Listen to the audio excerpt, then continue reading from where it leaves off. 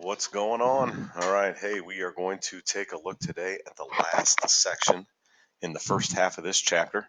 Okay, today should be pretty quick, should be a breeze.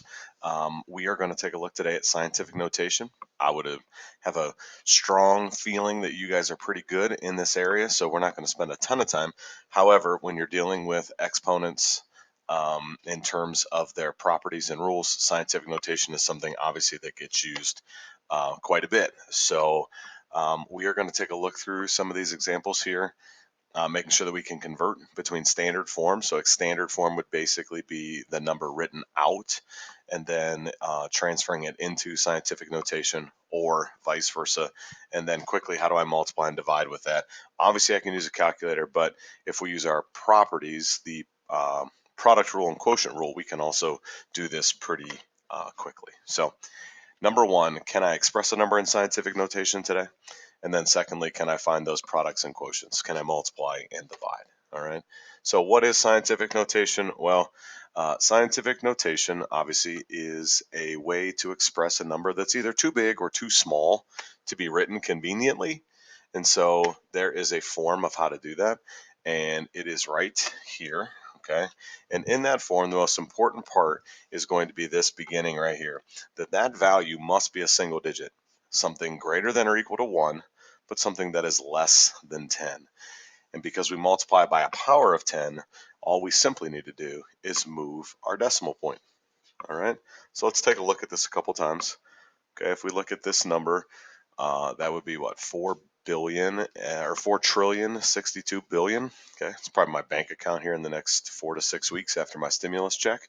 All right, but to turn that into scientific notation, I somehow have to write that as a single digit number multiplied by 10 to a power. Well, if I want to make this a single digit number, the decimal place that is currently all the way down here at the end is going to have to move all the way up there. So my single digit number becomes 4.062. After the 2, it's not necessary to carry any of those remaining zeros.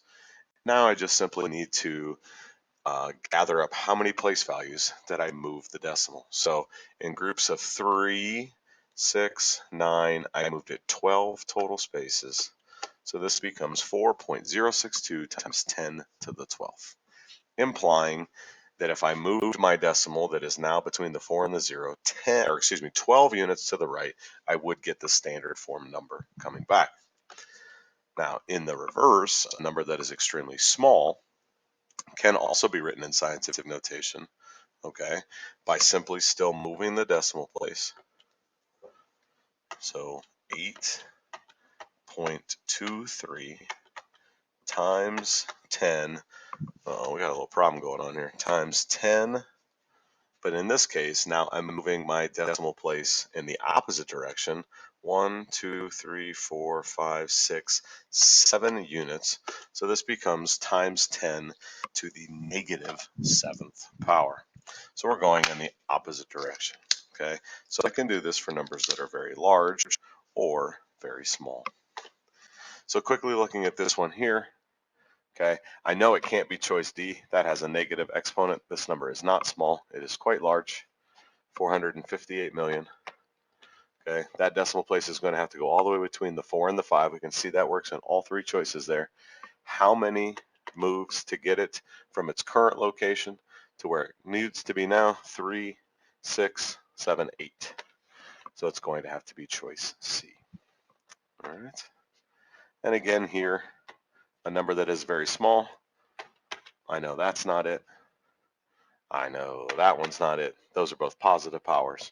So it either has to be 4.52 times 10 to the negative 4th or 10 to the negative 5th. Well, remember, we want to put it right there to make it a single digit number.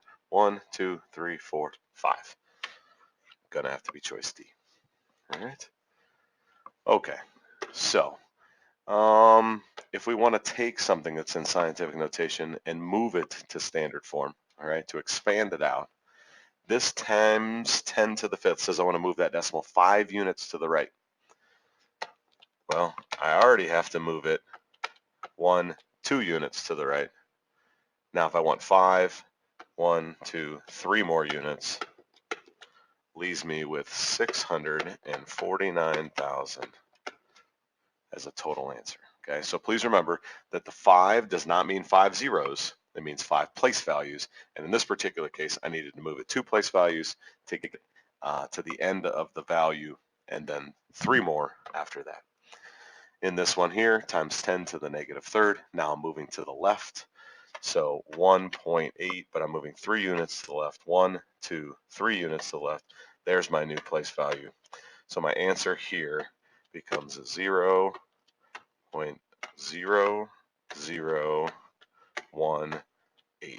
And we are struggling with this pen this morning. I'm not sure what's going on here. All right. Quickly before my pen dies, it looks like. Okay, so we're going 3.16 times 10 to the negative second. So that's 2 units to the left. 2 units to the left. So can't be this one, can't be that one. 2 units to the left. If it started right there, 2 units, 1, 2. It's got to be that one there. All right. Last thing before we're done. Okay, if I want to multiply in scientific notation, I fully understand that, hey, we can put this in our calculator, okay, if we change it over to scientific notation, or we can use the product rule to help us answer this question. If we simply do 5 times 2.3, that is 11.5, product rule, times 10 to the negative 6, 10 to the 12th, same base, product rule, add those together, that is times 10 to the 6th. All right, now remember though, this number has to be a single digit, so it can't be 11.5. So if I make it 1.15 times 10 to the, I moved it 1 unit to the left, that means that number will go to a 7. Okay, so quickly with multiplication, I can simply take those first values there, multiply them together, gave me that 11.5. I can take the base of 10s, use the product rule, multiply them together to get that piece there. And then I had to make one quick conversion to get my final answer. So just showing you how that product rule can work. All right. So if we do it with this one here, you're looking at 8 times 2.1. That is 16.8 times 10 to the, you have 10 to the 5th, 10 to the negative 3rd, add those together. That is 10 to the 2nd. Okay, which would really mean move your decimal 2 places to the right. But in this case, I have to back it up 1 to make this a single digit. So it now becomes times 10 to the 3rd. And lastly, we can also do the same thing with division. Okay, and we do it the exact same way. So I can divide those values right there. 4.5 divided by 1.5. That answer is 3 times 10, and I can do the exact same thing here, except now this is the quotient rule, not the power rule. So you are subtracting those powers. This is times 10 to the negative 2nd. It's the only time I'm allowed to keep a negative exponent is when I'm dealing with scientific notation. 3 is a single value. Don't need to move the decimal place. I'm done. Okay, so it was 4.5 divided by 1.5. That gave me the 3. And then 10 to the 8th divided by 10 to the 10th gave me 10 to the negative 2nd. Last one, and we are done for the day. So, oops, sorry. Let's take that off there. To divide here, we're going to do 6.4 divided by 1.6, and that is an answer of 4. Can't make a switch over here. That's an answer of 4 times 10. In this case, 4 minus 7, negative 3. Done. Okay. Tonight or today, hopefully, we can get this finished up. You have a worksheet through TeacherMade that is going to go along with this. So you're either going to answer the true false, you're going to fill in your own piece, or you are going to select the correct drop down. But please remember in every one of your answers to make sure that if it is truly in scientific notation, there is a single digit number multiplied by 10 to the power. If you guys need me, don't be afraid to message me. Office hours at 1:15. Have a great one. Bye-bye.